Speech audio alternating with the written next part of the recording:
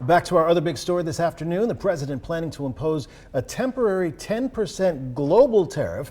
This following the Supreme Court's decision to strike down his power to impose sweeping tariffs. Yeah, this is what has happened today. The Supreme Court ruled that tariffs implemented using a 1977 law called the International Emergency Economic Powers Act were outside the president's authority. The president said he was deeply disappointed in the decision during a press conference just hours ago. He also announced a temporary 10% global tariff under the Trade Act of 1974, a different law than what's in the Supreme Court's decision. We have WVTM 13 Zoe Blair joining us live in Birmingham this evening. Zoe, you spoke with a business owner about the Supreme Court's ruling.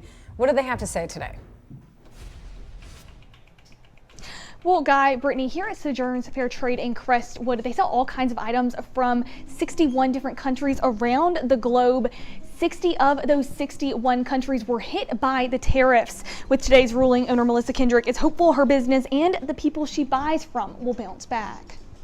India is 20% of my store, and that was a 50% tariff. Your total today is $57.20. Sojourn's owner Melissa Kendrick takes pride in stocking her store with fair trade items from all over the globe. When President Trump announced tariffs on all but one of the countries she buys from, her business took a hit. When you're dealing with 61 countries from around the world and they all have tariffs on it, and you're a small business, it really just obliterates any profit margin you might have. It's just hard enough paying rent and keeping the lights on and paying staff, and then you have less of that to work with. And the extra cost means she hasn't been able to stock her store as much as normal. It's just made it hard to justify bringing in products. I mean, at Christmas time, I was going to bring in some beautiful boutique tablecloths. It was $1,000 in tablecloths, $200 in shipping, and my tariffs were going to be another $600.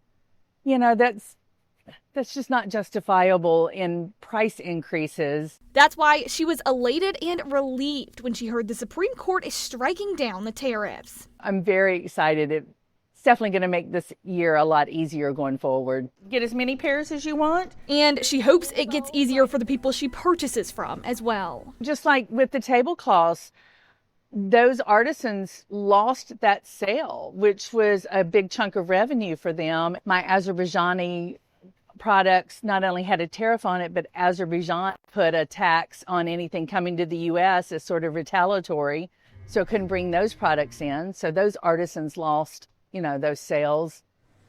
It's a ripple effect that really hurts the people who can handle it the least.